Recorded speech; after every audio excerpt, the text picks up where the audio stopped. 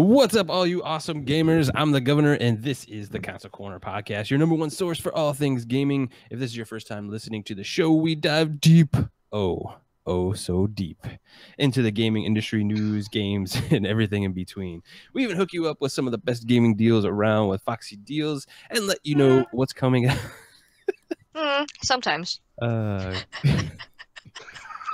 I knew you were going to say that too. I just knew it.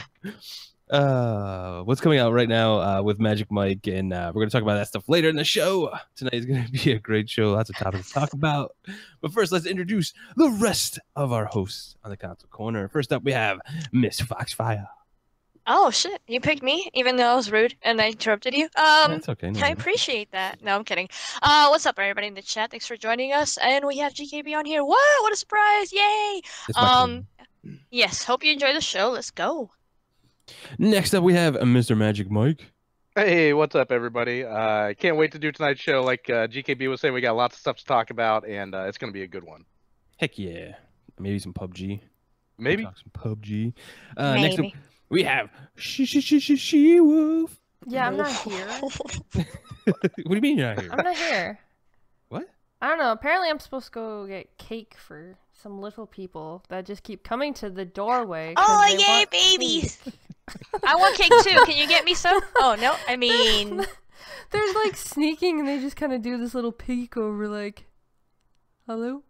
It's like, wait, seriously? They always wait till the last minute. But they can see it on the counter. There's like a bit, like there's this big clear thing that's sitting on the counter. Like they can clearly see it. Oh, okay. True. It's a hologram. It's a hologram? That's right. It's a hologram and the cake is a lie. Oh, wow. Wow. The cake is a lie. If you're listening to us live or listening to us later, make sure you drop us your questions. We'll answer some at the end of the show. Let's go ahead and get into my favorite topic of the week, and that's what we've been playing. Let's go ahead and start with Foxy. Or not. As I was muted. Okay. So... You're supposed to notice that, bro. No, so yeah, I've been playing a lot of games this week, obviously. Me and SheWulf played a Fortnite a couple days ago. That was really fun. We streamed that.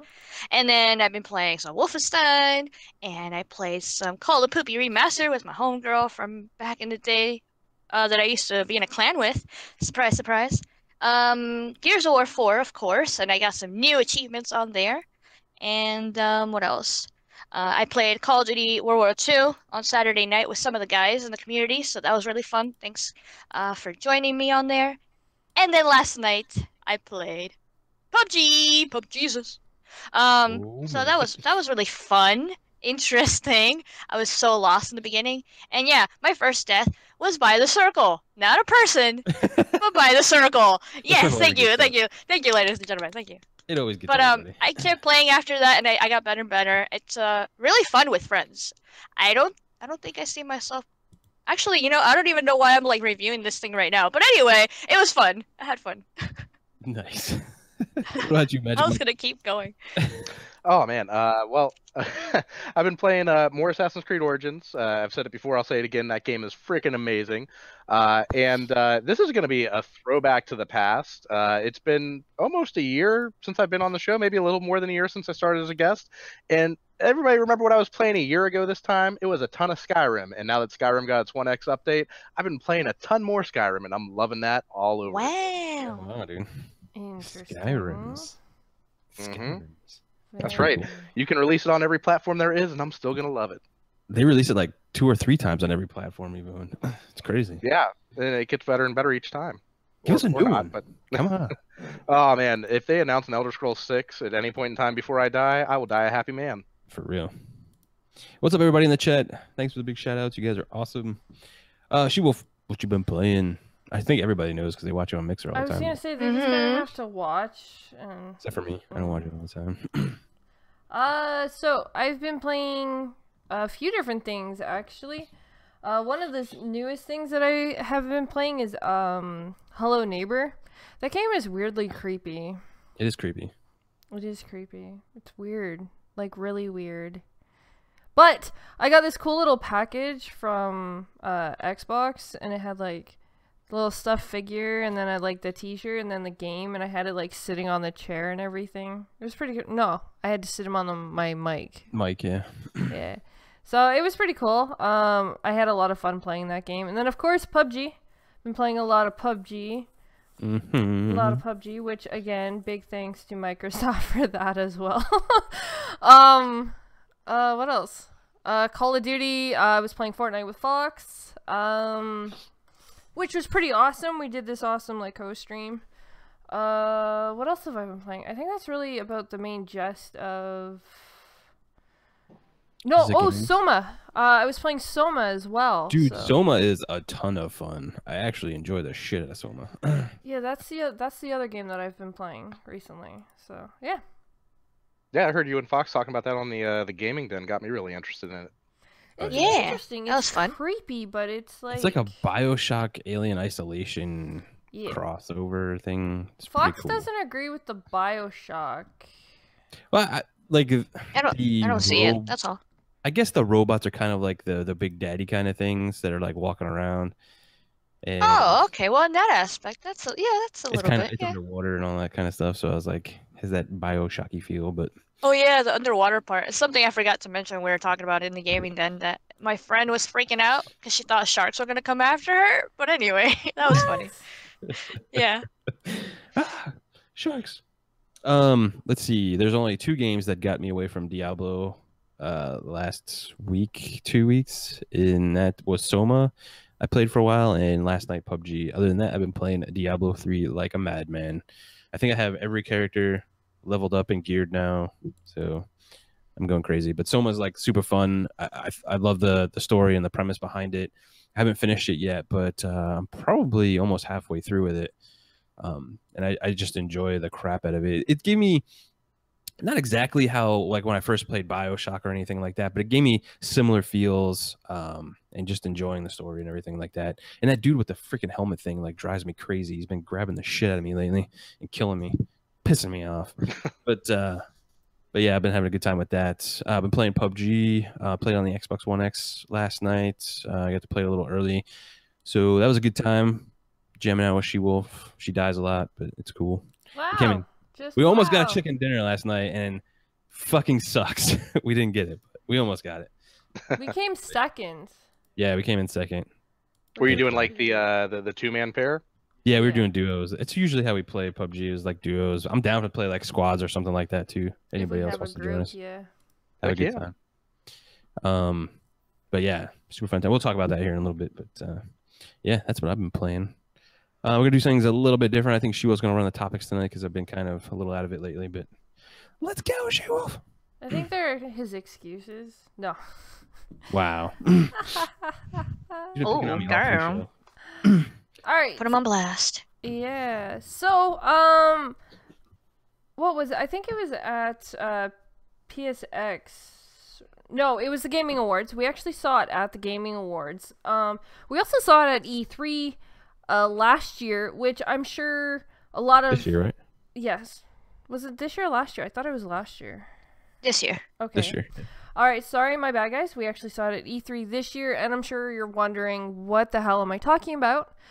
It is the new prison game, A Way Out. Now, I'm sure a lot of you guys are like...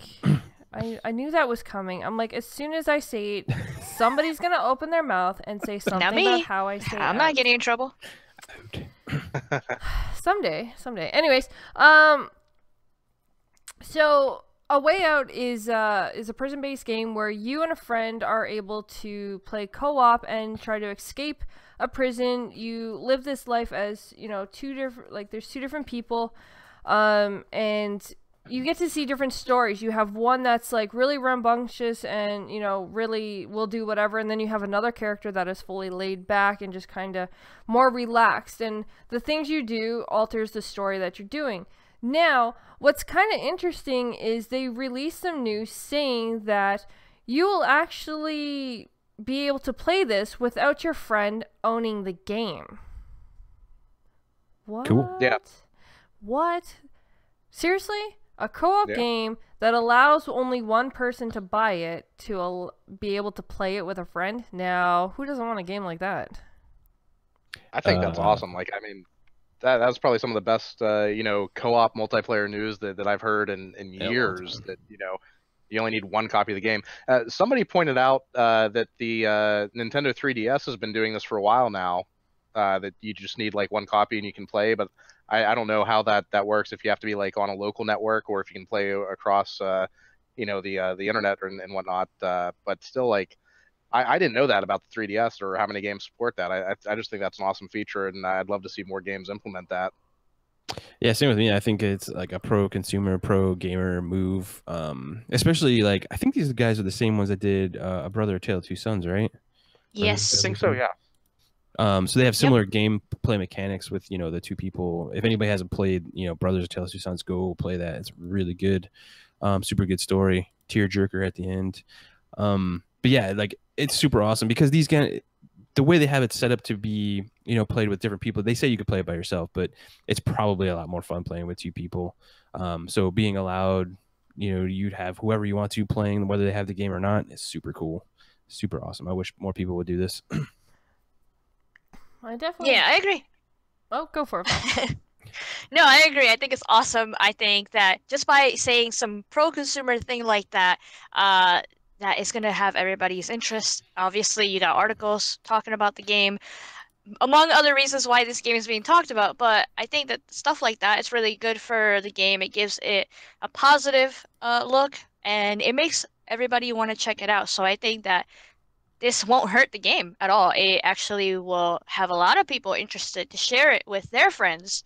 So yeah, I think that's really, really cool. So I think it's still going to do very well. Even if it has this feature, which basically means that, oh, only one person has to buy it, so it's not going to sell well, right? I still think it's going to do good. Yeah, no, I don't think that that's going to hamper its sales at all because, you know, like, let's say I buy the game and I want to play with my buddy who lives a couple states away, and I'm like, you know, hey, let's play this. He doesn't have the game. Don't worry about it. We can play without it. He plays it. He gets really into it. He wants to play with his brother who's on the other side of the country, and he's going to be like, oh, you know what? I got to buy this game now, and then my brother will have to play it. And it could just spread like that. Like, you know, I don't think that this is going to hurt sales in any way at all. Absolutely. Yeah, that's actually really, really awesome. Positive. And that dude, the main guy there, he was on the gaming awards. That dude is like super passionate. I didn't think he was going to let Jeff talk again after he's like, I don't know. He's like, oh, you're letting me talk? Okay, I'm going to take over the show now. That was hilarious. Yeah, he went all in, definitely. It was good.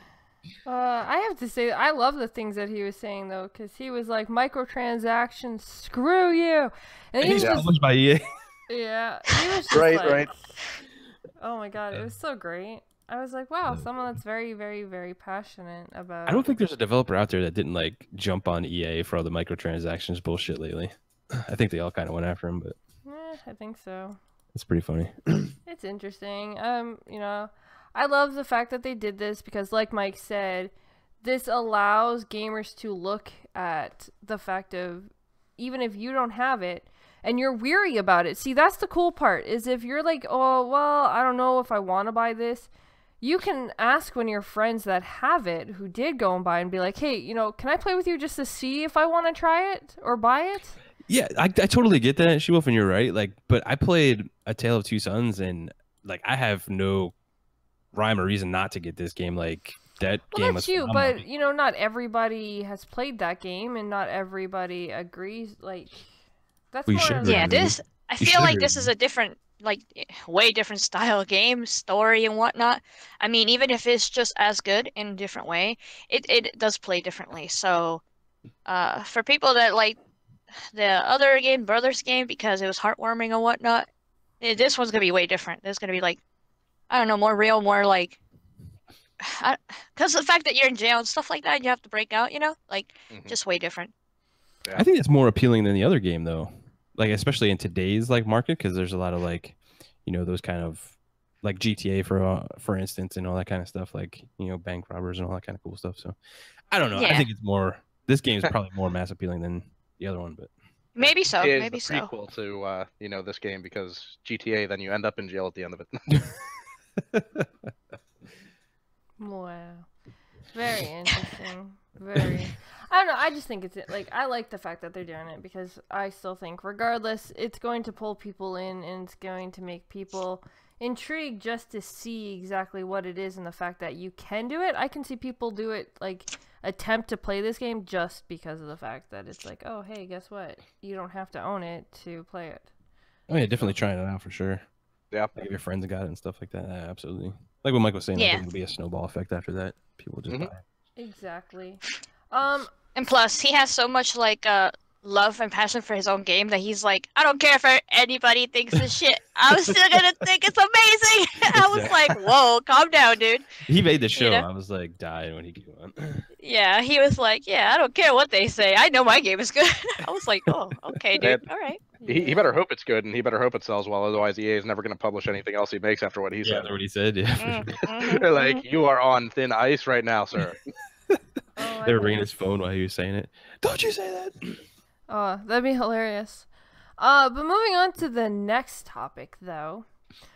So an email was sent out to the Tomb Raider fans. Ooh, what does this mean? Square Enix is excited to share some big news with you next year. Honestly, we wish we could share it with you right now. No, you don't, but hey, at least you said it. But we're taking a new approach this time. A new Tomb Raider game is coming. A new approach, does that mean like we're going to let Microsoft pay the game and we're not going to say anything this time? Oh, damn. They're going what kind of approach are we talking about here? Hold on. We're going to wait until after the game. Let me finish the email, guys. Let me finish the email. It says, driven by our goal of putting our fans first, we want you to know that it won't be very long between the official reveal and when you can play. Well, technically it is because guess what? You already revealed it by sending out this email. However, our journey together will begin with a major event in 2018. We simply can't wait to take you on Lara Croft's defining adventure. Now, again, you kind of did already spoil it by sending out this email. Now people know that there is going to be a game coming. Yeah, but like, is anybody surprised? Like, I think we all knew Tomb Raider was coming. And actually, like before we got the news for like Crystal Dynamics and then working on one of the Marvel properties there, Avengers or anything like that, I thought they were actually working on the next game. And that leads me to my next thing is like, I think everybody knew a new Tomb Raider is coming, but now it's kind of like who's really going to be developing it that much if Crystal Dynamics and those guys are going to be working on the Marvel properties. Right. Because that's a big thing for them too. Marvel went to them and was like, hey, we want you to make some Marvel games. And they're like, yes, absolutely, right now. So yes, sir. Right on it. Exactly. And those games can come out whenever they're ready to come out. Please tell us. Exactly. Something. I think they have a good like foundation set up with the first two games, the remakes or the reimagining of the reboot. The reboots. I think they have a good groundwork in place. So whoever takes it over, whether it's Eidos or Crystal Dynamics or maybe both of them working at the same time in tandem, B teams or whatever, I don't know. I think it'll still be a pretty good game, and I'm excited because I love Tomb Raider. It's probably like one of my all-time favorite games. I've 100%ed both those games, so I love them to death. So I can't wait. Yeah. No, if it's a sequel to Rise of the Tomb Raider, then I'm totally on board. I can't wait for that game to come out. I just hope that this isn't like one of those like offshoot Tomb Raider games where they had like what was one of them was it was one of the games with the gold like last year, I think the Temple of Osiris or something like that. Yeah. And then there's Tomb Raider Go. So I hope that they're not trying to be like snarky and they're like not teasing a major Tomb Raider release just to come out with like an arcade style game. Oh my god, I would be so disappointed. Yeah, no. I hope that's not the case at all, because as soon as I finished Rise of the Tomb Raider, I was like, hell yeah, where's the next one? I love this, give me more. So definitely looking forward to the next one of that type of game style when it comes to Tomb Raider. And we did get a tease or like a leak or whatnot regarding somebody working on something Tomb Raider, remember, like on a train or a bus or something, and somebody saw it. Remember that whole thing happened? So that was kind of iffy. So we knew it was coming. We just didn't know when and how they're going to release it. I was hoping that they would tease it on E3 or Gamescom or something, and that didn't happen. So the fact that I saw this as an actual tweet from like Tomb Raider and Square Enix, I was like, oh, this is weird. I mean, I'm happy, but I don't know how to feel about this tweet, right? Either way, I'm looking forward to it. I can't wait to see more, and I hope that at least some of the same people are working on it, or that they help them make the game. I just want some of the same feels regarding that game. I don't want like a somebody's brand new like I guess vision of it, or Right. That's what I don't either. I don't know. I just don't want like something way different than what I wasn't expecting. I want it to be linked to Rise of the Tomb Raider and Tomb Raider. So, I mean, I'm hopeful. I'm looking forward to it. Show me more. I'm listening, basically. Oh, yeah. I'm worried too. Like, I think, Mike made a good point, and you too as well, Fox, about. And to go back to the Tomb Raider Go, like that was actually a well-renowned game on like mobile and all that kind of stuff that actually did really well, and a lot of people talked really well about that game. So I wouldn't be surprised if they went that route, like just to get it, on that Tomb Raider bandwagon and get it, kind of like a cash grab. And not to say it won't be a good game, but I wouldn't be surprised. I would be disappointed, but I understand that they're working on Marvel properties right now, so. Right. Well, and there was somebody was doing a little bit of a detective work there with the post that Square Enix put out, and they noticed that the first letter of every sentence, if you take them out, it's spelled out shadow. So if it is going to be a major like AAA game and not like Tomb Raider Go or anything like that, if it is called Shadow of the Tomb Raider, like I don't know, I don't see them putting little hints like that if it was just going to be like a smaller title. So that gives me a lot of hope. I'm very hopeful, but still, like you were saying, I wouldn't be too surprised if they were going for the smaller style title. Or I saw it scrolling by in the chat there. I think it was actually Noof that mentioned it. Maybe they're taking it like how they're looking at Hitman and going episodic with it. I hope not. I hope not. But that would be one way they could get it out a little bit sooner than you would expect. I agree. True. To have time to do it, but at the same time, like the reason why I didn't buy into Hitman was because it was episodic. Like I enjoy those games, and especially Tomb Raider. Like when I get that game, I don't touch anything else until that game is done. Like I just love Tomb Raider that much. And what she goes through in those games, like I just can't put it down. And to be able to play for like 2 hours and get through like a mission or two and then have to put it down for another month or so before I get the next one, that would drive me absolutely insane. No, I would wait until like all the episodes are out and buy a complete edition or whatever. Completely agree with you guys. Definitely. Tomb Raider and even Hitman are not the type of game that I don't think I would enjoy like that at all. I would be very disappointed if they did that. I think that episodic stuff only works for some games. I don't like that they're trying to do that for a lot of games. I don't agree. So it works for smaller games, and obviously I do love my Telltale, and I love my Life is Strange, obviously, but I can't see that for Tomb Raider. Tomb Raider's a big game. Give me the whole thing, like I want to choose when to play it, how to enjoy it. I want to feel like it's a giant AAA game, not like a small game I'm getting in parts. Like, no, I'm gonna. Yeah, I don't even like that. Hate that. Like even with the Final Fantasy VII, they were taking like it's gonna be like 3 games or 2 games or whatever. That's and I'm like, weird. I don't even like that because that's weird. When you got Final Fantasy VII, like back in the day, like you had all the discs, you played through the whole game, and I don't even want that. I don't like. I think it works for certain genres and certain games, and that's cool. But I really don't want that to go into other games and like having the industry going into that kind of episodic and paying per episode kind of stuff. It's okay for some, but not for everything. So basically, the big memo that we're sending out to game developers is we want the big summer blockbuster movie, not the weekly episodic content. Agreed. When you put it like that, and then I'm kind of like, well, when it comes to like my DC shows and stuff, I'm like, I'm cool with it, but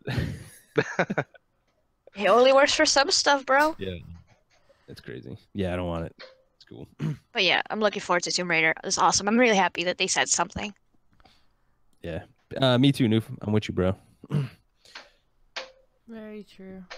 I honestly, I've played. Well, I've played the Tomb Raiders, but I'm not You're big into like the single player narrative driven things. You kind of watch me play them. Yeah, it's because you're more of the shooter action game. That's cool. Yes, I like my shooters. I am a shooter player, and that's what I like. So I'll try to play them. I do like start to play them, but then if it just keeps going and going, I'm like, okay, I'll come back to you, and then I never come back to you. Yeah, it's just I don't know.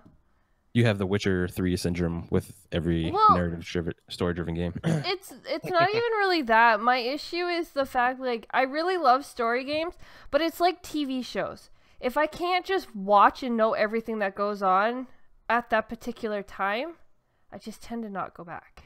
Or I just watch you play it, and then I can experience the whole entire thing in once. Yeah, you've done that with all the Tomb Raiders and what was the other one on the PlayStation? Horizon Zero Dawn. Yeah, I did it with that. Yeah. He also he was playing Uncharted. He was playing Alan Awake. We did that. I just watched him play it. So you're like even you stream a lot and you do all that kind of stuff and people watch you play and you're like the same person. Like you can just watch other people play games. Maybe that's my thing. Like it's just because I just all about that stream all the time. That like I don't know, because like even Doom, I still have to go back and complete that one. I actually really do want to complete, but I saw you. Yeah, that's a shooter. Yeah, I'm surprised you haven't finished it. I watched you beat it, so I know what happens. I guess. Well, you don't play Doom for the story. I kind of like that one. It's for the action. Yeah, the Expendables type kind of my movie. problem is though, like I want the achievements. Like if I'm gonna play through the game, I want all the achievements as I'm going. But then it just becomes like, whatever. Plus, I like games that like tells me where I need to go. When I have to figure things out. Then you should be playing Rise of the Tomb Raider. Jumping you puzzles. Literally, you can hit like the super cool vision and know where you're going and just go right there. Jumping puzzles. Yeah. Don't yeah, you're terrible at jumping puzzles. Hey, if you did watch it, and I throw it. I think she watched you play Gears, but she still played it with me. That was cool. That's true. I think I played Gears with GKB. No. I didn't watch. No, I didn't watch him beat it. You knew, girl. No, you knew what was happening when I was like. Yeah, I knew what happened. To be fair, Fox, she does that with like TV shows and stuff. She goes reads IMDb, like what's going on and all that kind of stuff, and then watches the show because she has to know about it before. I know. I read all the wikis, everything. I have to know. It's the same. Okay, it's the same thing with books. When I read a book, I will go and read the ending. I do. I read the ending first, and then I go back and read the book. Let's talk about how SheWulf processes life. It's true, though. That's what I do. Like, even books. I know this. Look, no offense, girlie. I love you, but it's one thing you do that I don't like. I don't like that you do that. She likes spoilers. I hate spoilers. I have to, though. But I have to know how it happened, though. That's the funny part. Is even though I know, I have to know how it happened, so I always. That's why she was laughing at me when I was freaking out about Gears. She already knew it was happening. Yeah. I was over there like, oh my god. Yeah, I was like, oh. Yeah. But I'm sure all you guys are tired of listening to dumb things I do, and let's jump into something that people have been saying that nonstop has been dumb, or you got some love for this, you got some haters for this, you got some complainers. Well, hell, there's always going to be goddamn complainers. That's just the way that... Am I talking about you? Yeah. If you would like to put yourself in that category, be my guest. Talk shit about everything. That's why they call me the governor and Xbox hater and everything else. Be my guest. Again, guys, sorry that I don't... What? Oh yeah, you and your haterade. Sorry if I don't reply in the chat. Hello everybody, you guys are amazing. I don't have the chat thing because I'm on the Gamers Knows Best thing, so I can't talk in the chat. But huge shout out to all you guys. You guys are amazing. But yes, we have heard a lot of news going on over the past 2 days about a certain particular game that finally came to the Xbox One. Everybody was like, when's it coming? At least we're not talking about Sea of Thieves. Sorry. Still not on Xbox, goddammit. But this game, of course, is PUBG. Oh my god, I was confused about what we were even talking about here. I was like, what? I don't know what's going on. We have like haters and we have like, it's so weird how like... We had like haters, we had like the FPS gate, like... Well, yeah, like there's people who are hating on it because they're saying it's not playable. Oh my god, it's playable. Suck it up. Oh, well, here's a fun fact. All those people that were saying they're not getting it and stuff, it's funny how I seen all you guys on my friends list playing PUBG. I know, right? Ooh. So we got to play it early because, again, huge shout out to Microsoft. So we actually got to like test it out last night and everything else like that, and we got to play, like I said, play it early, which was really interesting because I really don't find it that bad. Now, I did get pissed off because it crashed, but a lot. What was interesting though is even though it crashed, I was able to I was able to log back in and start playing my character again. As long as I didn't die. Like, as long as I didn't die, I was able to get back into the game with GKB. He didn't have to, continue by himself. Thank God he was driving a car and I was in the car, so it's not like I was, out in the open or something. But, yeah, I was able to actually jump back in the game, even though my game completely shut down and crashed. That's actually pretty cool, and I've seen actually PC players go through that right now with the new map that they're playing, the desert map. I've seen that on stream, on Twitch all the time. I'm like, what's going on? Wait, how did he get back into the same match with his friends? So I thought that was pretty cool. So the fact that you could do that on Xbox as well is nice. It must be the server must be holding you still active in the game in case there was a connection issue or something like that, so that way you don't just drop all the way out. Yep. Yeah. I'm sure if there was a certain amount of time that you weren't in the game, it would probably drop your character though. I'm sure. Obviously they have the whole, they have to have the factor of, AFK people and all that kind of stuff. All right, so I guess we're talking about PUBG and our impressions and stuff like that. So we played a lot of it. We played a lot of games. Like I said, we came in second on one of them. We almost got a chicken dinner.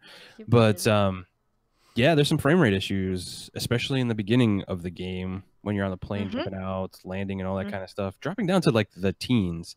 So this kind of worries me, and there's even some frame rate drops and stuff throughout the game when you're playing. Not as bad. It's pretty close to 30, maybe drops to 28, 27 here and there. But that kind of worries me, as this guy was saying.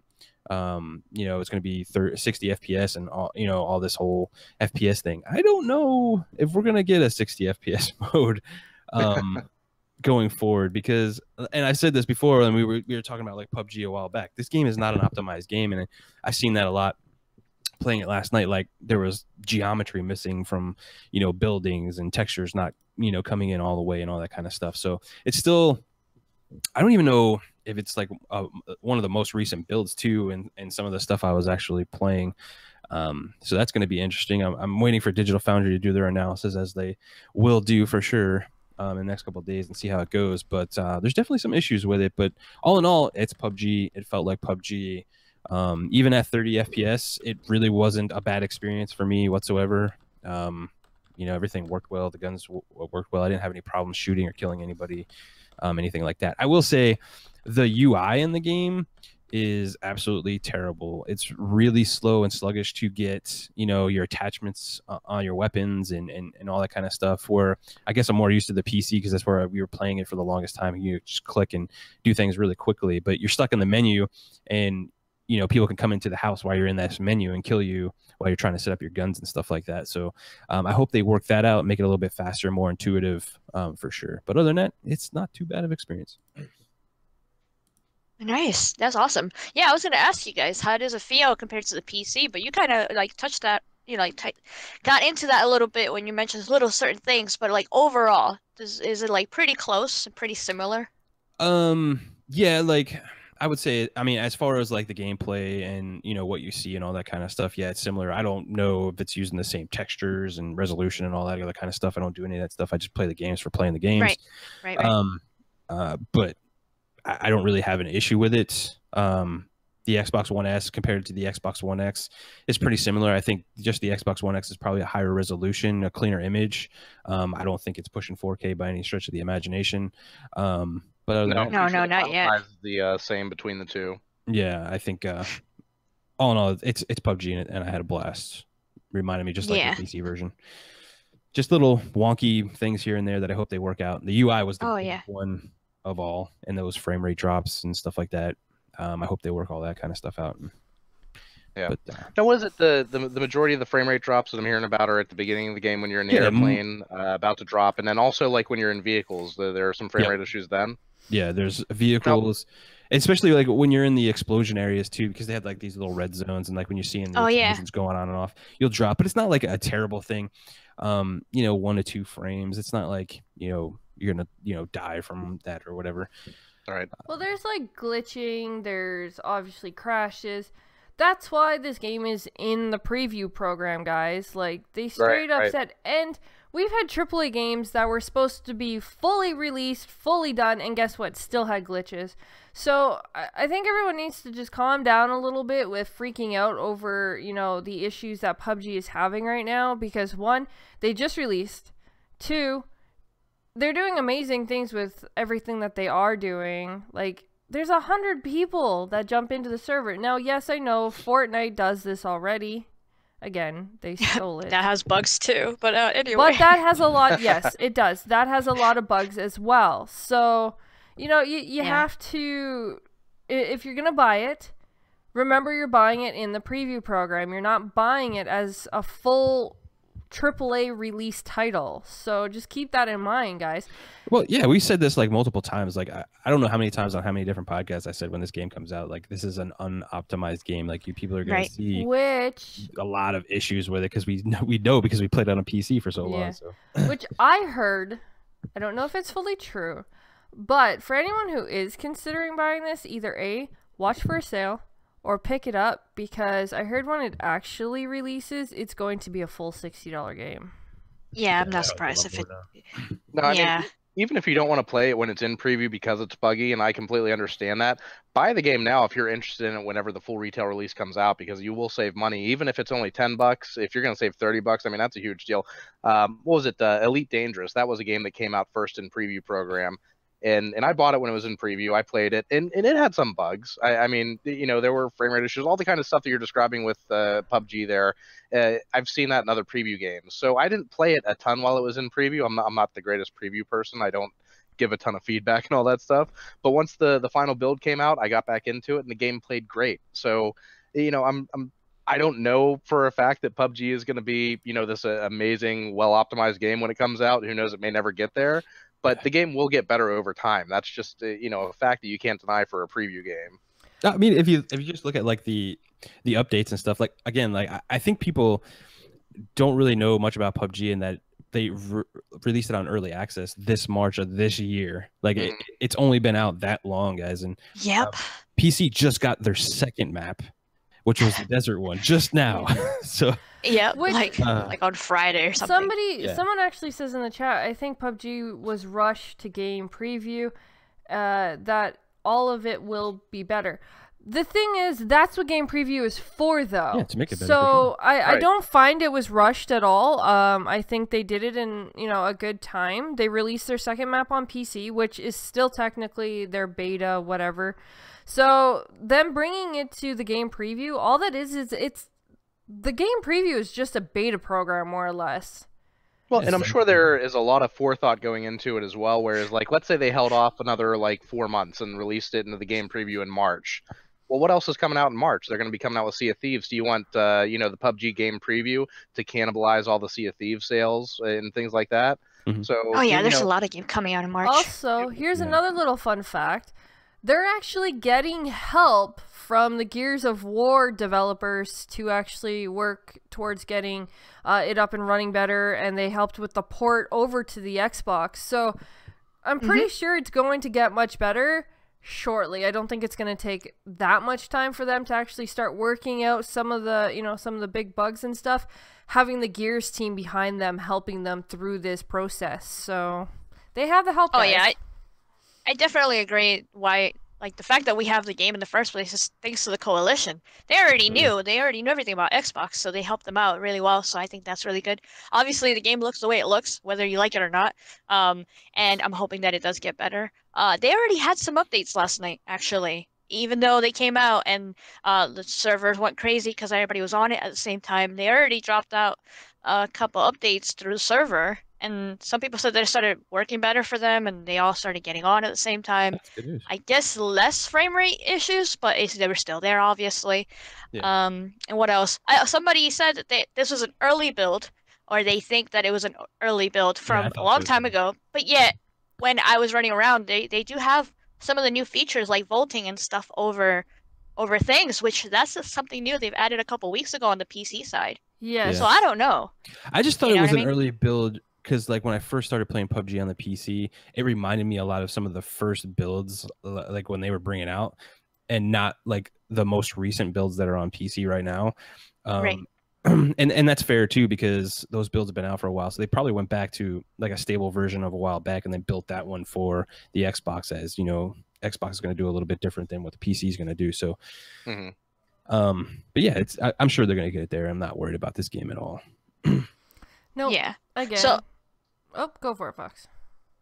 no, I was just gonna add that, like, overall, I think it's a fun game to play with friends, to give them feedback on, of course. I know why some people are kind of questioning it, because it is different when a lot of people compare it to Fortnite, because Fortnite is free, so a lot of the people excuse the bugs away, right? And then with PUBG, well, you have to pay for it, so it's like some people have no excuse, and they're like, well, I don't like that. Well, you don't have to buy it right now if you don't want to. You don't have to play it right now, but it is a fun game to play with your friends. It is a fun game that is really popular right now that everybody is streaming. So if you do care about that stuff, go ahead and try it. I don't see myself playing this by myself, though. I've spent $30 on worse things than PUBG, so That's true. That's to true. be honest. I haven't gotten a chance to play it yet, but I did pick it up earlier today. It installed as soon as I got home here, and yeah, after the show later on tonight, if I'm still awake, I might give it a shot. If not, I'll definitely be playing it this weekend, and I'll have some more feedback next week for everybody. Absolutely. And to talk about the servers too, like I didn't have like any issues like getting into games. Like they loaded up fast. There's a full like roster of 100 people in there, so that's all good to see. And does anybody know, is this is it using the Azure servers on the Xbox? Yep. Yeah. Cool. Yep. Looks like they're taking advantage of all that cool hardware. Yeah. Yeah, that's awesome. I'm happy about that. And that's maybe why it was pretty smooth, like going into like games and stuff. I didn't really see too many people having many problems, but we didn't have any, so that was awesome. Yeah, I didn't have any either. I went in there, I was playing with Tim, and it was really fun. Yeah, frame drops, obviously. I knew that was going to happen, so as soon as it happened, I was surprised. The thing that did surprise me was what you were saying about the UI. When you pulse it and then you're going through your inventory, that was a bit weird. I didn't even know how I get through it, but like when I started learning how to use it, it was buggy. Like I'm over here clicking A and stuff, and I'm like, it's not equipped. What the fuck? So that was a bit annoying. But other than that, really fun game. No issues with the servers. Yeah, it's really cool to know that like the coalition and help them, and they're using Azure servers. It just feels like an Xbox game, even though it's kind of like, oh yeah, obviously. It's 100 times more popular on PC for sure. Oh yeah, yeah, for sure. It definitely fits into the Xbox ecosystem for sure. Yeah. How's that physical copy, Mike? That non-physical copy? Yeah, that. Oh man. That okay. That was I have to say though, that was still one of the dumbest things that Microsoft did. Was how do you think I feel, girl? Allowed you to get a box. It's not even like a steel case or whatever those cases. It got some stickers in it though. Yeah. Yeah, you got a sticker. God. You know what's funny though is even though you got the stickers, there was like actually quite a few people who didn't even get theirs on time. They have to wait till Thursday because there was a delay in some of the Microsoft shipments. Yeah. It's funny. Big shout out to Tim. He's a guy I work with. Because he was asking me about like PUBG because we got to play it last night, and he's like a big physical guy too, like Fox. He likes to get all this stuff. Hell he has to go to GameStop and get all these boxes. And I'm like, so how you gonna feel when you go pick up that box, man? You're gonna get a code in there. He's like, what? He's like, I'm gonna go. He didn't know. He's like, I'm gonna go to GameStop and pick up an empty box. And I was like, yep. Other games have done this. Like what was it? The Minecraft story mode. Wasn't that a game where they had a retail release that was just a code? I'm not sure. I don't think so. I think it had the disc for episode 1, and then it had a code for the rest of the season. Yeah. Okay, maybe that's what it was. I'm pretty sure PUBG is the first one to officially release just a cardboard box. Yeah. No. Actually, wait. I do remember DuckTales on the PS3 had a code, no disc. But when it came out on the 360, it had a disc. So I was kind of like, I have a question though. I have a question. Mike, you got you ordered it, right? No, I went out on my lunch break and bought it at Best Buy. Okay, well you still bought it. But is it actually a plastic case or is it just the card? No, it's a flimsy little cardboard. It is a box. cardboard Yeah. box. They They couldn't even give you God. a proper green plastic Xbox. I appreciate that. I wouldn't know what to do with a green plastic case anymore. I haven't bought a physical game. Like so back when the Xbox One first came out, November 2013, I bought like 3 physical games, and ever since then every game has been digital. So yeah, no, it was funny because when you sent us the picture or whatever, I was like, wait, he's buying physical, and then I remembered, oh wait, it's a digital. Never mind. No. Before I even picked up the box, like I went back into Best Buy. Excuse me. Because normally I don't like to buy things off the Microsoft Store with my debit card, just because of all the leaks that we've had. Never with Microsoft, but like on PSN and stuff like that. I feel more comfortable buying the $25 or the $50 Xbox Live cards. And also I get the rewards from Best Buy, so I get rewarded twice. Yeah. I get the reward points from Best Buy, and then I also have the Microsoft reward. So it's like hey, I'm getting double money here by doing it this way. So I went back there and I bought I picked up 2 $25 cards because I'm like, okay, I'll put $50 in my account, that'll pay for PUBG, and maybe I'll buy a movie or something like that for a movie night with the family this weekend. And then as I was walking past, I was like, wait, didn't they come out with a retail release? And I was like, let me look and see if they have that instead of spending the extra $20 or so. And they had it there, so I was like, oh, all right, that simplifies things. Oh wow. To I didn't know. To It's awesome. cover everybody in the chat, we're not talking about games that just released on digital. We know that there is actually quite a few. You could go in, buy the card, and you would get, you get the code or whatever. We know that. What we're talking about is PUBG actually gave the illusion that you were actually buying a disc game, or at least a steel case of the cover or something. They made it look like as if you were actually buying an actual physical game, not just a code. And the funniest thing was at Best Buy, at least, they had it inside one of those like plastic lock boxes. Oh wow. So like just in case you steal the stickers. Yeah, you had no way of knowing that you were buying an empty cardboard box that just had a code in it. Like I thought maybe I was getting a plastic case and I was wondering what I'm going to do with it. But yeah, like they had like the the plastic lockbox and everything. I was like, wow, it's just code. And also, like, I don't know if it was just this particular sales clerk or whatever, but he almost tried to talk me out of it. He's like, this isn't the full game, right? It's just a cardboard box. There's only a code in there. You're not getting a game disc or anything. And I looked at him. I was like, yeah, I know what it is. And also, I haven't bought a physical game in over 4 years. This is the first physical game that I'm buying, and it's not even physical. That's the only reason I'm buying it. I was like, I'm an informed consumer. Can you please just ring me up and let me be on my way? You tell him. Maybe he, was rooting for the other team or something. I don't know what was going on, but he was just like trying to talk me out of PUBG so hard. I would have been like, did you buy it? You should have. I bet you he would have said, yeah, I picked it up. Yeah. I checked it out. That's usually what they say. I played on PC, bro. Yeah, or you played on PC.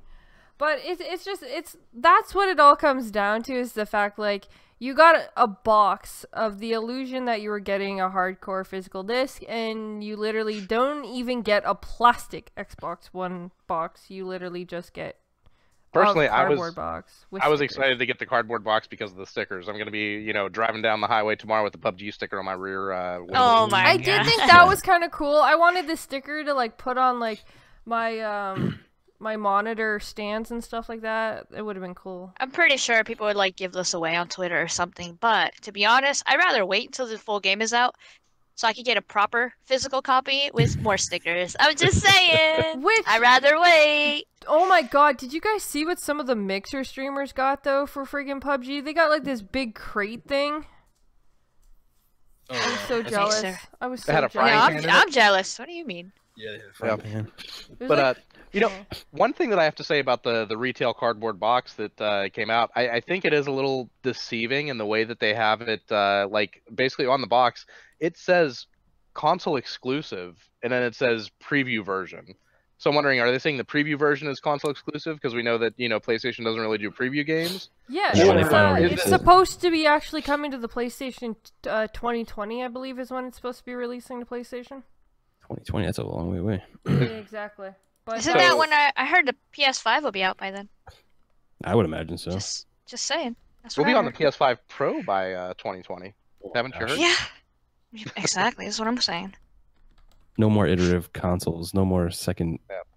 But that whole like console exclusive on the cardboard box there, that seemed a little shady to me.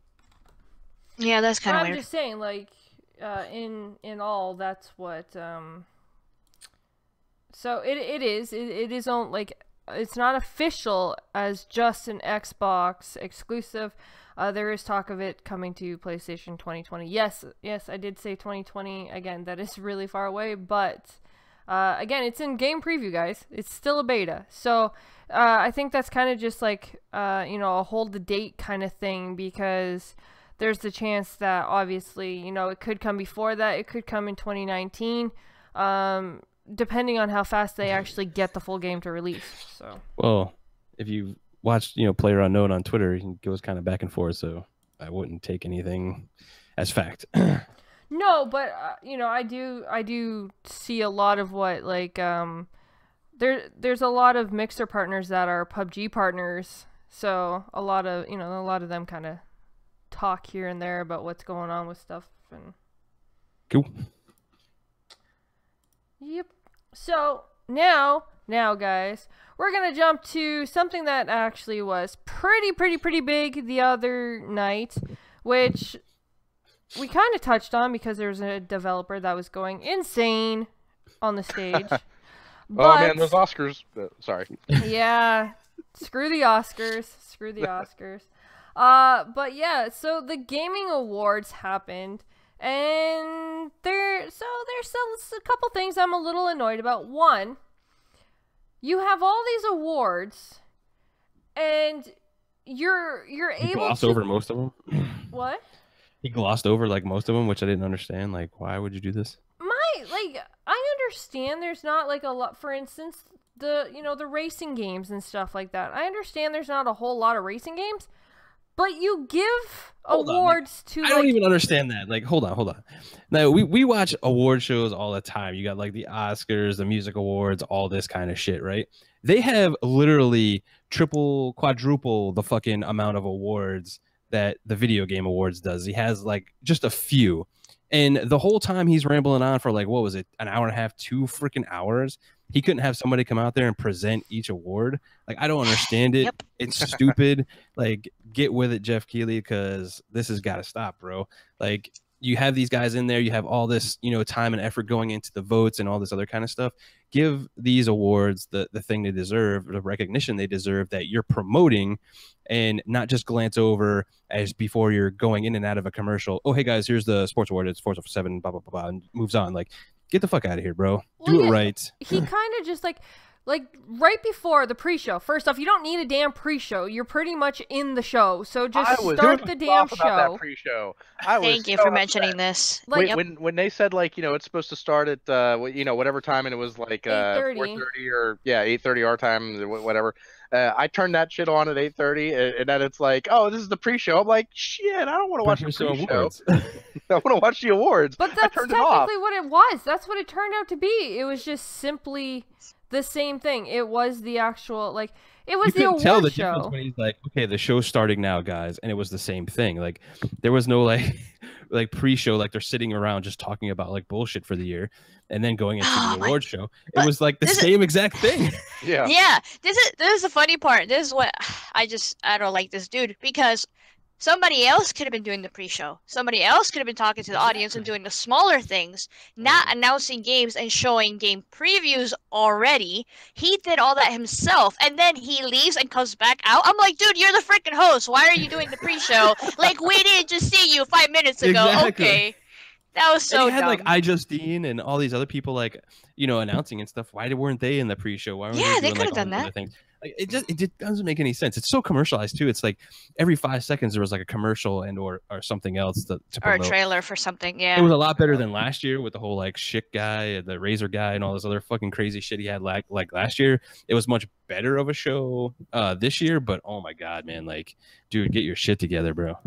I'm hearing less and less awards actually being announced, is all I'm saying. They are. It's pretty bad. That's where my issue comes in, because like they literally He had like 5 awards that he was just like, oh yeah, so awards that, you know, I'm just going to say right now because obviously I don't think they're relevant. So here you go, here you go, here you go, here you go, here you go. Okay, now let's move on to the real show. Like, really?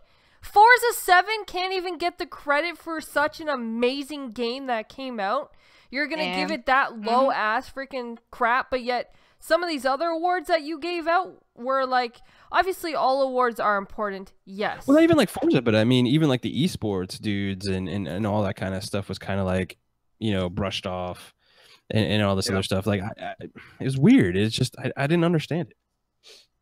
Well, they needed time, so they show Kojima, like, talking about a trailer from his friend or something. From a movie that had nothing to do with games. I hated that part, too. That was dumb. Yeah, for sure. I didn't like that. I mean, I understand the whole, like, you know, they have to have sponsors so that, you know, the show gets funded and all that kind of stuff. So I didn't really mind all the commercials and all that kind of stuff. But, yeah, no, I think just Jeff Keighley overall, he's too involved with every aspect of the show, whereas he needs to kind of pick a focus area. And I think somebody else was talking on this late last week. I think it may have been on Mooch's show, the Crossfire podcast, where they were saying, like, you know, he just needs to either be the producer or be the director or be the announcer, but not be all three. And I think that if he were to focus on one area rather than being spread so thin, that's going to make him look better, and it's going to make the show better overall. I think what he needs to is to get one of those award producers for like another show that they do, and like sit down with him and be like, this is how you need to do it, and you just get up there as a talking face, and that's all you need to do, and we'll take care of the rest, because it would be an absolutely better show for it. And I kind of like harped on the commercialization of it, and that was only because it seemed like he wanted to put that front and center instead of what we were there to see, and that was the awards. It seemed like a lot of that time could have been cut down or shorter to get these awards out there and done properly and give them the recognition they deserve. Yeah, but I understand a lot of people wanted to see the new premieres because they did have a lot. They had a lot of like new world premiere trailers, even if they were smaller titles. At least they were premiering it there. So I think a lot of people did tune in to see something new, something different, which is nice. I agree. And the awards, of course, but yet not all of us feel like the awards are fair. We don't feel like I guess the awards represent us totally. So one thing to note is that actually this award show got more views than the last year. Yeah. So it got 11.5 million compared to last year, which was 3.8. That's a big jump. Yeah. Well, and it wasn't promoted a lot too. And I feel like it was a much better show, but Fox, you bring up a great point. Like when you're talking about the fairness, what I want to know is how is it that the votes get tallied? I know that they have the website votes where they're, you know, taking votes from everybody who's just a gamer in general. But then they also have the the gaming media also puts in their votes as well. And are those votes weighted the same, or do those votes have more weight? Like, is this like the, Nickelodeon People's Choice Award where everybody's vote counts the same, or is the, are the media outlets getting higher weighted votes than? I think they are. I think they're definitely like, Metacritic and stuff, where some, outlets have more. Yeah, I'm sure that they are, and I think they should publicly disclose exactly how it is they're determining those votes, like where the weights are coming from. Yeah. Yeah, I agree. And how many shows is this in a row with Kojima? I mean, I get Jeff like has a fucking raging hard on for this guy, and I totally understand. Why? But Jesus, bro. And then I literally watched an 8-minute fucking trailer for Kojima's new game, and guess what? I don't even know any fucking more than I did before about this goddamn game. No, and if anything, it made me even more confused about this goddamn game. Now, granted, it looked a lot cooler. I like the whole monster, like invisible shit and all that kind of stuff, but I have absolutely no fucking idea what's going on. You know what I was really annoyed with? Was they made this big fuss about Norman Reedus being there. He literally walked out on stage. Norman Reedus had a fucking hard on for him too. Like, what the fuck? He like waved and came then out he like left. I'm like, are you kidding me? Like, Norman Reedus don't even know what the game's about. No, he doesn't. That's the funny thing. He has stated he has no idea what the game is actually about. Like, he's like, oh, thank you. It's an honor working with you. And I'm like, bro, why are you here? Like, what's going on, bro? I just saw you on screen. This is fine. I don't know. I just think that it's a little ridiculous because first off, we get the point. You brought him out last year, and you talked about how Kojima, you know, was like, oh, you introduced this new game. That's cool. But why are you still spending, like, literally that whole, like, segment that was, like, 10, 15 minutes, you could have actually used on other awards and actually showed the other game that you guys voted on. Like, seriously. Yep. He has to show his crush, though. I like, mean, I understand, it is what it is. I understand bringing the guy from Sony out that's retiring or whatever he's doing. I understand. Oh, Andrew House? Yes. I understand bringing him out, giving him, you know, his goodbye video. Yeah, I thought that was pretty cool. I liked that. That was awesome. But I think that the whole Kojima thing, give it up already. He's a cool developer. But there's a lot of cool developers out there that are doing amazing he ain't the only things. one. True. He's not the only one. Well, and we've also we've seen enough CG trailers for Death Stranding that really we don't need to see more of it until they have some sort of gameplay where we get an idea of what kind of any sense of what. No, it doesn't. I don't know. Is this going to be like a Metal Gear Solid stealth game, or what kind of game is it going to be? We have no freaking clue. I don't know. Apparently, Norman Reedus has a baby down his throat. So I give the finger. Or he gives the thumbs up. I'm sorry, he gives the thumbs up. But he comes down, he's like, I have no idea what's going on in the trailer that I was just in. Like,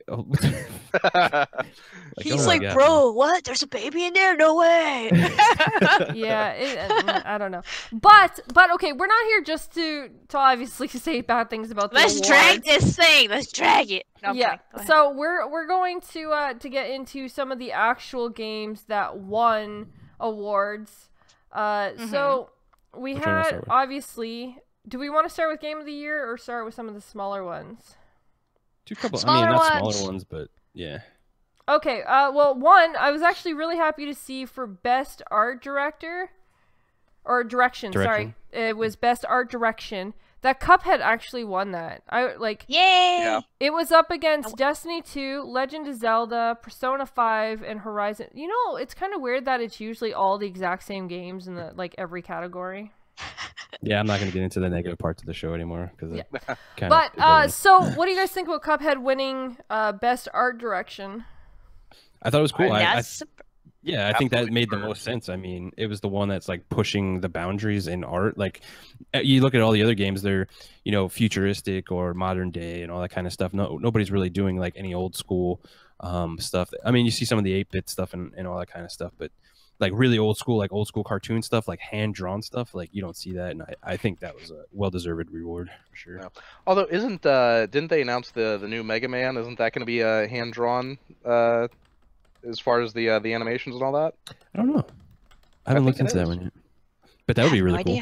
Yeah. No, it's looking really good from what I've seen. I mean, what I've seen is very little, but it looks very good.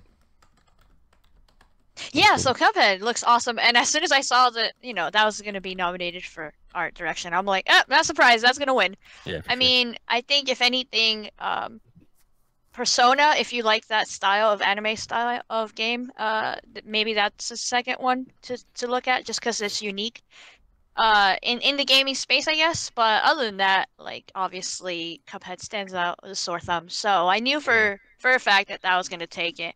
So I was happy to see them. That's cool. For sure. Definitely. Another one we have, which let's pull up.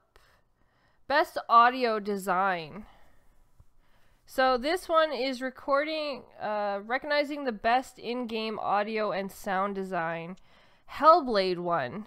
Mm-hmm. That makes a lot of sense because like I played through Hellblade, and when you're like listening to that, like it's really cool when you put like headphones on, you're listening to that game and like, you know, all the voices and everything coming through there, like yeah, it really adds to the atmosphere of the game for sure. So I definitely think that was a good one. It's definitely a gorgeous game. This is another one I watched GKB play. I'm actually going to play this game. We got it on PC so that I can play it, and this is one that I've been wanting to touch on and stuff like that because it looks like a gorgeous game. The audio and the sounds and the music and everything was really cool. And of course, you hear like voices like in her head. It kind of reminds me of myself. Which is kind of, it's kind of funny that Okay. I would have thought this game would probably won a couple of more awards, like because it's like, again, touching on subjects like mental illness and all that kind of stuff in this game. So I'm surprised it didn't get more recognition than it did, honestly. I think it got really good awards, actually. It got 3 of them. One of them was audio design. Yeah. The other one was impactful game, And which best that was awesome. performance. And best performance. Oh, I love that one. That was really good. I want to touch on this one quickly. Yeah, go ahead. Because of the fact that the thing that like Melina actually pointed out is the fact that she has not done any acting. She has never done any. That was voice blowing acting. you away. Yo, that blew my mind. She was when you play amazing. that game, you're like, holy cow, she's like so emotional in that game. Like, it's pretty crazy. I mean, not to mention, she was against 2 of my favorite voice actresses, Laura Bailey, and the chick that did oh my god, I think I forgot her name. No way.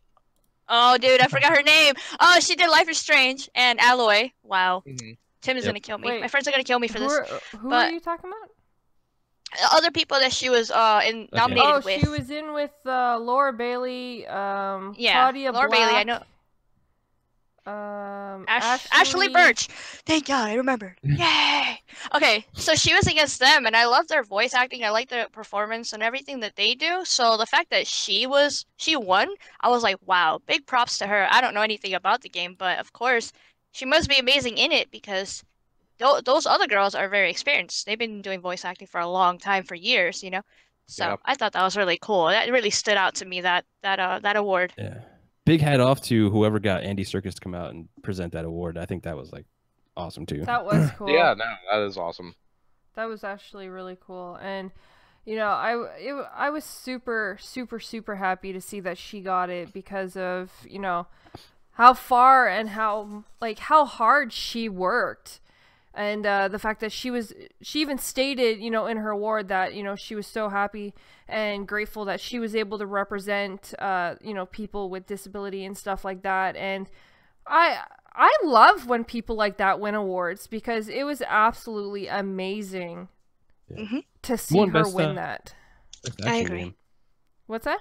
Best action game. That was. I think it was. Too. Yep, I think it was Wolfenstein. Yep. Yeah, Wolfenstein. Yeah, it was Wolfenstein. So it was Brian Bloom from Wolfenstein 2, Ashley for Horizon Zero Dawn, Claudia was for Uncharted: The Lost Legacy, and Laura was from Uncharted: The Lost Legacy. Yeah, we're talking about best action game though, huh? Oh. Sorry, I thought we were still talking. You were quiet. I didn't hear you switch over to... Yeah, he was asking. Okay, so best action game was Wolfenstein 2. It was up against Prey, Noah, Destiny 2, and Cuphead. Yep. Yeah, Wolfenstein 2 is awesome. Yeah. Yeah, I think that definitely Wolfenstein has a way more action, definitely. Yeah. I bought it during the Black Friday sale, but I haven't gotten around to playing it yet because Assassin's Creed Origins is so good. That's what I hear. Sports can I point out... Go ahead. No, I was just saying, can I point out another one that stood out, but wasn't a surprise at all? Best VR AR game was Resident Evil. Oh, I was like, not surprised. No, that's definitely well deserved. I would say best horror game genre, but I guess there aren't enough horror games anymore to have that. Yeah. Which is surprising because I think there's a lot of scary games out there. That's one of the top games this year for me. Yeah. Like, that game, no, I mean, game was... that was... I'm surprised that wasn't in Game of the Year.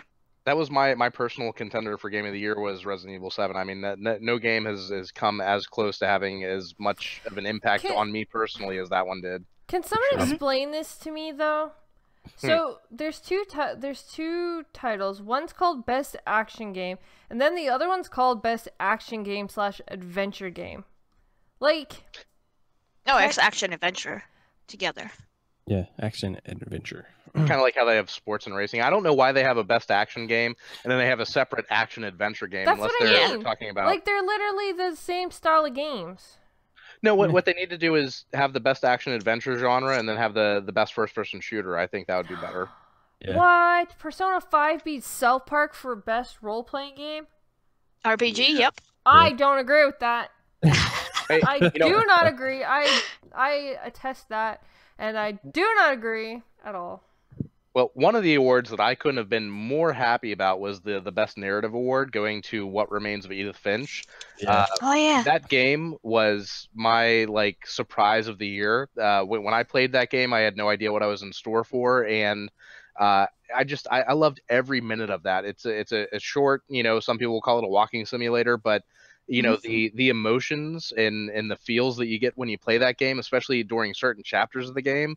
I mean, it was just an incredible narrative experience. So I was so happy to see that recognized. Yeah, it's awesome. I'm interested in that game. You should definitely check that out. You should check it out. It's definitely worthwhile. Now, so if you're a stickler for frame rate and stuff like that, it does have some dips. It's not the best optimized game, but I mean, it's phenomenal. It's amazing to play. No, if it's a good story, it trumps it definitely for me. It's kind of a walking simulator anyway. It's not like Twitch shooter or anything. It's not a big deal. Right. So game of the year, which had some huge hitters in there. Like I thought, like going into it, I was like Horizon Zero Dawn, Mario, and/or Zelda is going to win this one. Mm-hmm. What were you guys thinking? I actually thought Horizon Zero Dawn was going to pull it out, but Zelda was definitely up there for sure. PUBG. I thought it was. Sorry, go. I was gonna say I'm not sad that Zelda won. I haven't played it except for maybe like 10 or 15 minutes, but I've heard it's an amazing game, and Zelda in and of itself is a great IP. So I'll never be sad when a Legend of Zelda game wins. But I did feel that Assassin's Creed Origins may have deserved at least a nomination because I don't know if I've mentioned this before, but that game's freaking amazing. That's funny. I'm glad to see Nintendo win Game of the Year for once. They had some strong games come out this year. Like, I mean, even Super Mario Odyssey. It's kind of funny. Speaking, I'm not gonna change from obviously Game of the Year, but there was like Best Family Game, and it's all Mario games. Obviously, for sure. Oh, Sonic is in there. There's Sonic, but the rest is like. Somebody say Sonic? What? Yeah. But I'm happy to see what you call it? Nintendo. Yeah, I'm really happy to see Nintendo actually win Game of the Year. I'm not surprised. It's Zelda. Yeah. Everybody's been talking about it. And all those Bayonetta's coming to oh my god, Switch? But only the Switch? What kind of shit is they got the new one for the exclusive, like I mean, Bayonetta 2 was a Nintendo exclusive, so I'm not surprised that the new one. Yeah, but the first one was on the 360, bro. Why are they gonna try me like this? I'm just gonna say like goodbye, Bayonetta. I'm not getting a Switch for that. Sorry.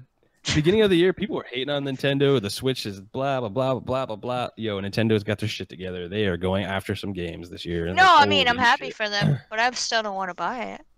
Oh, that's fair. Just, yeah.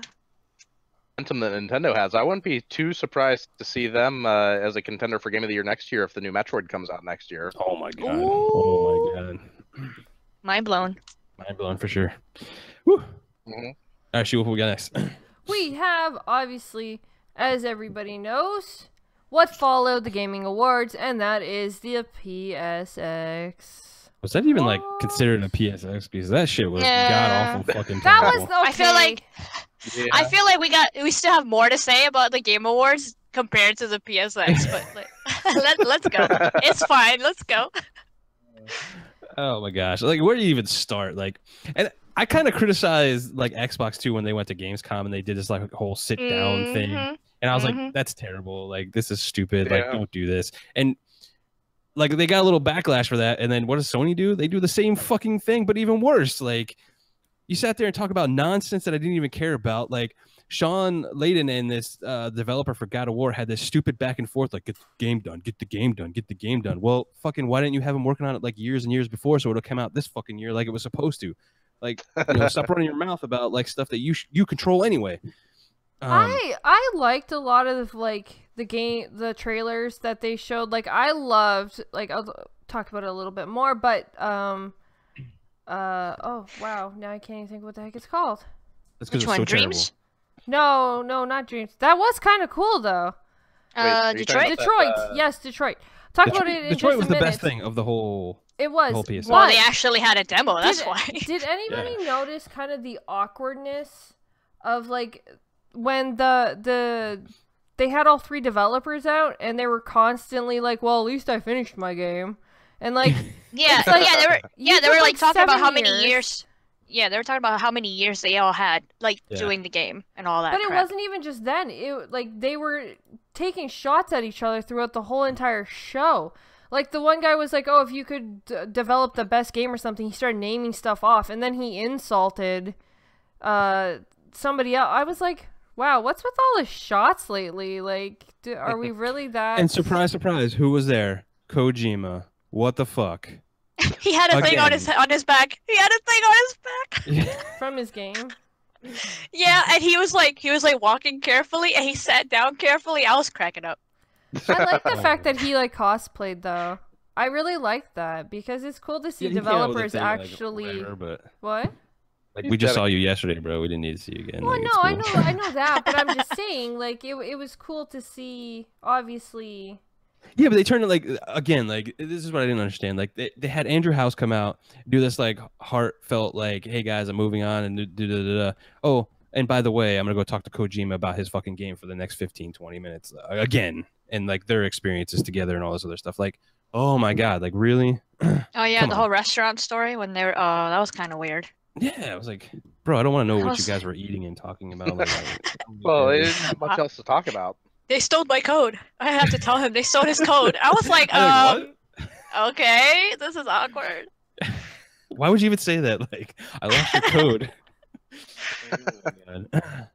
I just didn't understand what was going on the whole time of the show. Like, I don't know. I think everybody else was like the same way too. Like, what the fuck are they doing up here on the thing? I think Detroit was their saving grace because we actually got to. For one, I thought it was really cool that they had the audience interact and pick the stuff while the guy was playing. I thought that was really awesome. And two, the game looks really fucking good, and I'm gonna probably play this game for sure. I'm gonna play it. And they actually said spring because the last time we saw it, it had no date. Remember, it was like they showed the trailer and then that's it. We were like, wait, where's the date? We still have a real date. He's just like spring. Yeah, but at least it's something. I mean, I'll take that before, I don't know, you know, like, so. wait, which game are we talking about now? Detroit. You know, I really thought that they were gonna show something about Spider-Man though. Yeah, they didn't show Spider-Man either. Because they kept showing him in the like they showed him in like the reel in the front, and then they even showed him in the reel at the end, but they didn't actually talk about the Spider-Man game at all, which I was kind of surprised about. That's a Spider-Man confirmed delayed for 2019. Oh shoot. Yeah, there was definitely no release dates in pretty much majority of stuff that they announced. Though there was a couple of March releases. Yeah.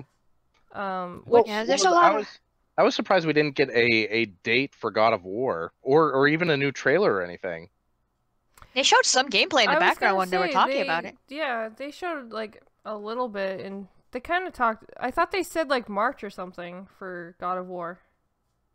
Did they? I mean, I don't remember them hearing a said early next year or anything like that. Yeah. Oh, was it? I thought they said March. All I remember them talking about that game, and that is the game that I was most excited to see this year. And all I remember hearing them talk about it was the length of the game. It's going to be a longer game. It's not going to be like, an 8 to 10 hour game like previous God of War games.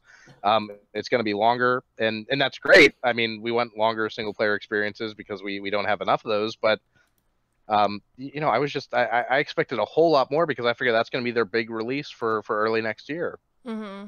Yep. And he was talking about the demo. He was talking about like they were doing the voice stuff like off camera while they were playing the game and all this kind of stuff too. And I was like, what? Like, it wasn't even like a really good build that you were showing off at like E3 and stuff. I was like, whoa, okay. To everybody in the chat, like GTFO looked interesting. Yeah, I thought that looked interesting as well. Oh yeah, that game. Yeah, that looks creepy. But you get guns, so I'm in. Yep, for sure. Anything with guns, we're good.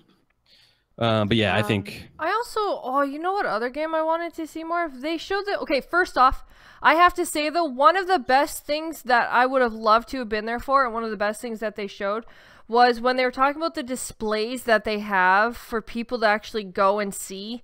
Like they actually have their zombie game. What is it, DayZ?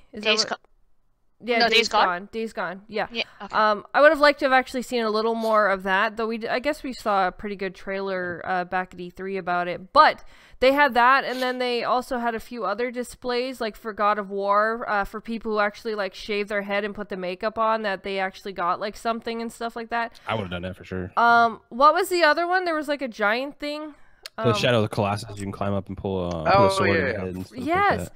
Now, I would love Xbox really cool to actually do like a thing like that and allow like gamers to actually interact with some of their games that they love so much, like something like that. Yeah, but that was like, weird too. Like they were sitting there like showing off all this cool shit that you're gonna get to go enjoy in the show, and then they have a terrible start to like PSX for the whole weekend. I'm like, what are you guys doing up here? Like you're setting the wrong tone for the rest of the weekend. I don't know, but yeah, that's kind of. Yeah, it was kind of a lull because it's like you start off like that and it's kind of like everybody's getting their naps right now and then they go play later and that's fine. And it's not like Sony didn't have a good year. Like they had a bunch of games that came out and all this other kind of stuff. Like why didn't they do like a year in review a little bit more, like show some of the games and other stuff and like show some of their games. And they were talking about like, hey, we're going to show you some games that are coming out in the near future, and they didn't really. But I'm honestly surprised that we're not seeing any more about Horizon Zero Dawn. It just had its last DLC came out a little less than a month ago, back in November. I mean, that's a game that I could see having more than one DLC content for. So, I mean, I was hoping for more for that game. They're probably gonna pump out the next one, bro. They probably will do something. They did talk about it on the show a little bit before they talked about God of War. Yeah, because he was like, at least I got my game out.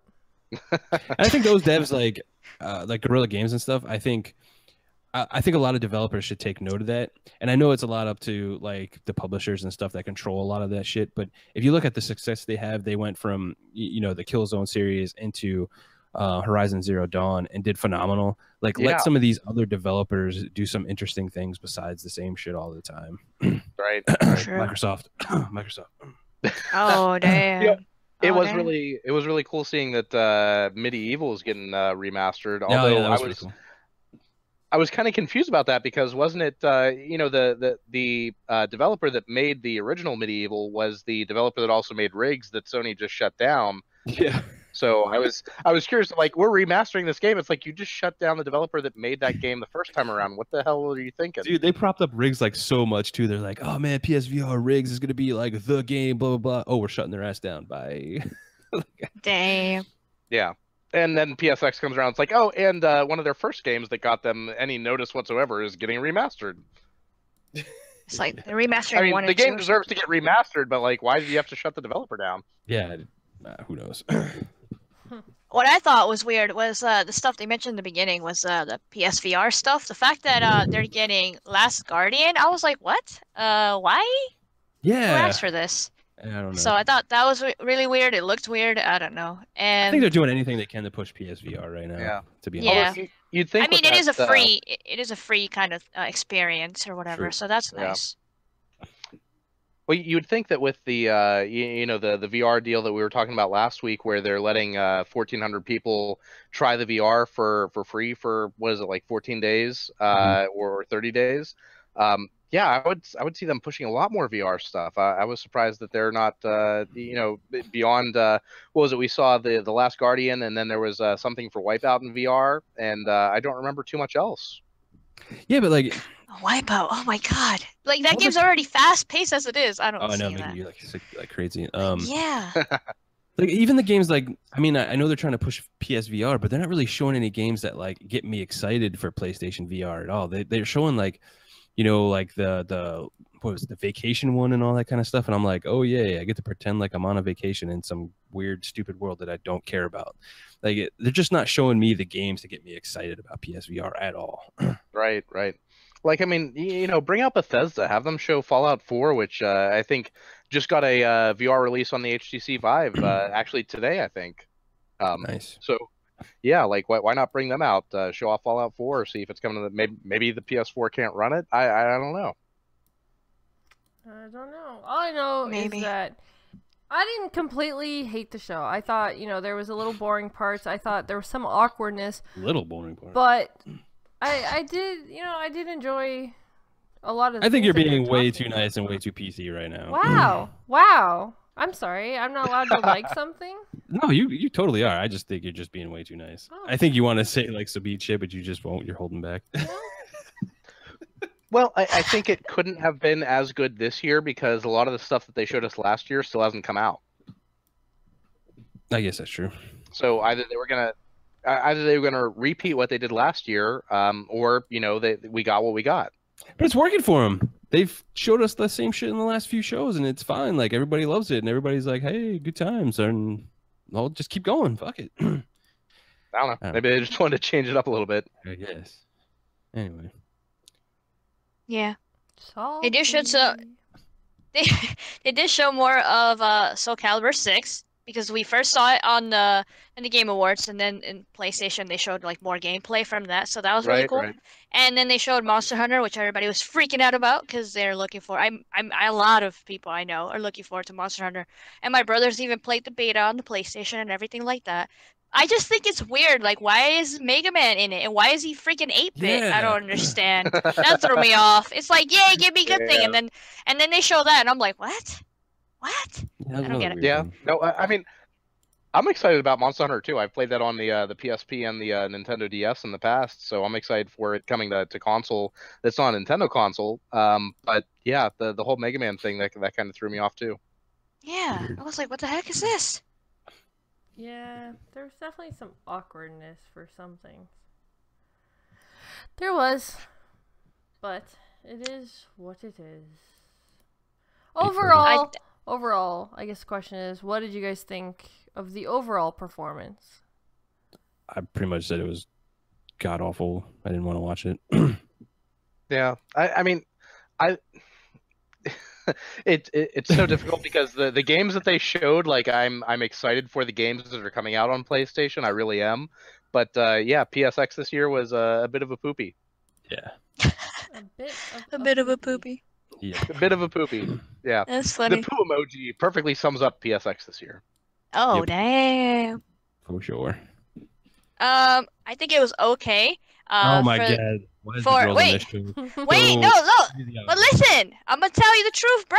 All right, I think it was okay for the fans that really wanted to see that sit down and them talking to developers. Obviously, that wasn't me. I have no interest in anything that they showed. Even though Detroit, like again, like you guys said, was the highlight. Overall, I thought it was trash. I liked the Game Awards better, and I made fun of that every day the whole time, so like it is what it is. Also, I thought it was really boring, more boring that time SheWulf fell asleep watching Ubisoft. Yeah. Well, I mean, for me, the biggest disappointment was that I see 2018 is the year that I'm going to buy a PS4. I've pretty much set that in stone because we've got God of War coming out this year and Spider-Man coming out this year, even though I joked earlier that it was going to be delayed because they didn't show it. Spider-Man should be coming out this year. If it does, hopefully. I'm getting a PS4 and I'm getting that game. I mean, that's the end of the story. I'm getting that game because I'm a huge Spider-Man fanboy and I'm going to buy a PS4 for that game. Even though some of the things that I've seen from the latest trailers and everything, they don't look a whole lot different from previous Spider-Man games. I don't care. I love Spider-Man. I'm going to get a PS4. I'm going to play that game. And yeah, I wanted to see God of War. I wanted to see Spider-Man, and I didn't see enough of what I wanted to see. Detroit looks like a great game. I'm not going to dismiss that, but it's not a game for me. It really isn't. So I wasn't, PSX just wasn't very...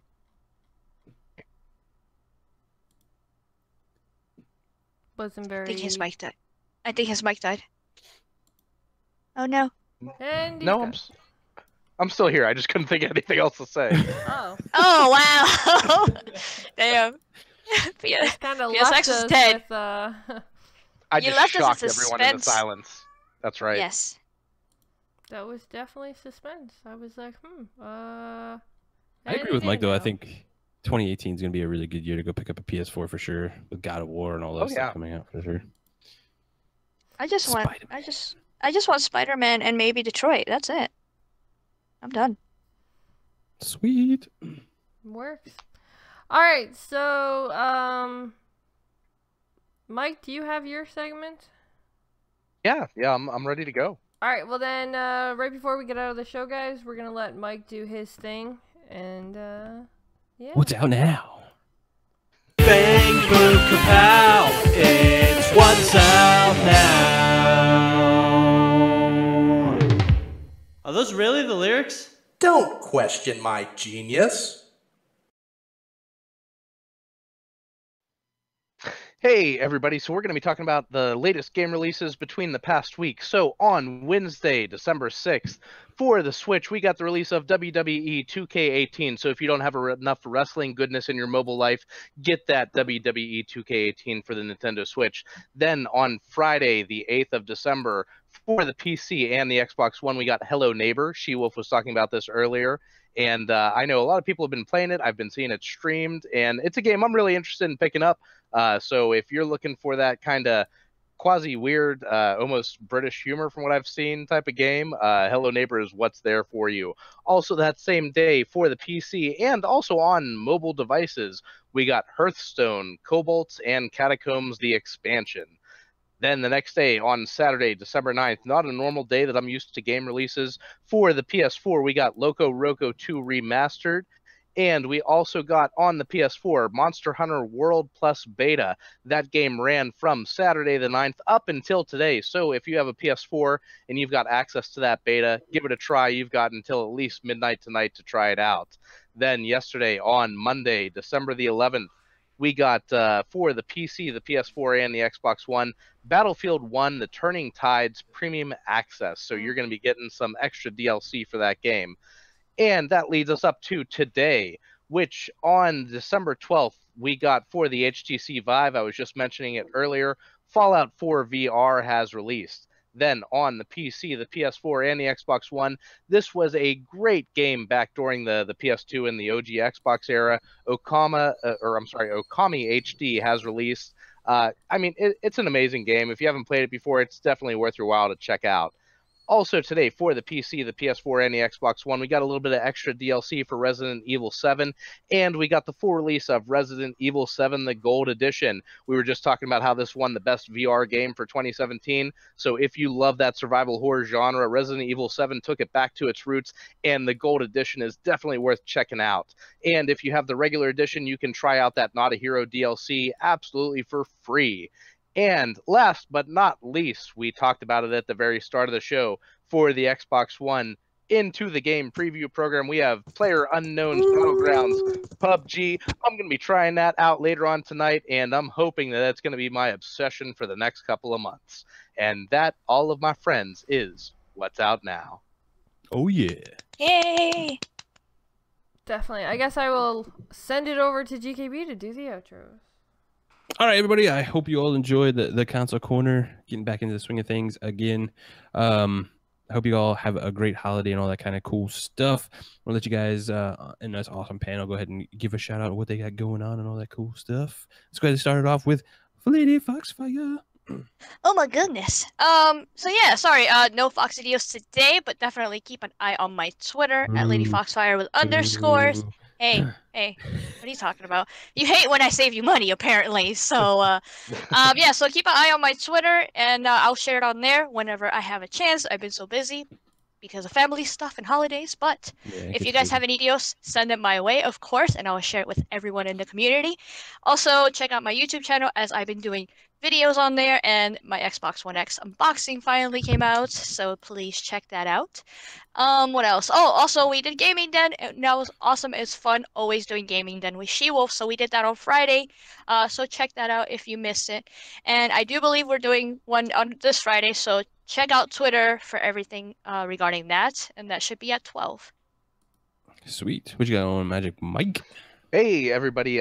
You can always find me on Twitter at MagicMike83, and you'll find me here every Tuesday on the Console Corner podcast. I do have a Mixer channel. Honestly, I don't stream too often, but with PlayerUnknown's Battlegrounds coming out, there may be a good chance that I'll be streaming this weekend. So if you feel like following me there, by all means, go ahead. Sweet. SheWulf, let us know what's your Mixer stuff. So obviously you can find me on Mixer.com, xSHEWULFx with you, not an O. Yeah, sorry guys for the little thing that just kind of popped up on the screen.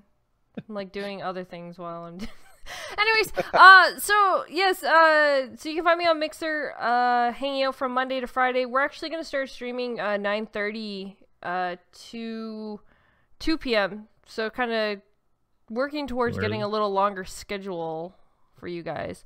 But yeah, make sure you guys come check it out. Tomorrow we'll be playing PUBG. I have my co-streamer spotlight that people can come and hang out and have some fun with. Other than that, look for Twitter. All of our information is in the description below so that you guys can check it all out. Follow me on Twitter for any updates that I have going on. It's sweet. I am GKB, the governor. Big shout out to the awesome community out there for checking out the show and all that kind of stuff. We love you guys. Thank you so much for joining us. As always, you can find me on YouTube and our Twitter at Gamers Knows Best. We love you guys, and we're out of here. Bye. Later.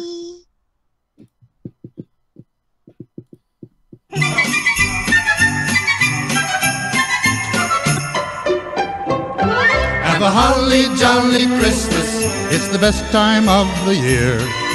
I don't know if there'll be snow, but have a cup of cheer. Have a holly jolly Christmas, and when you walk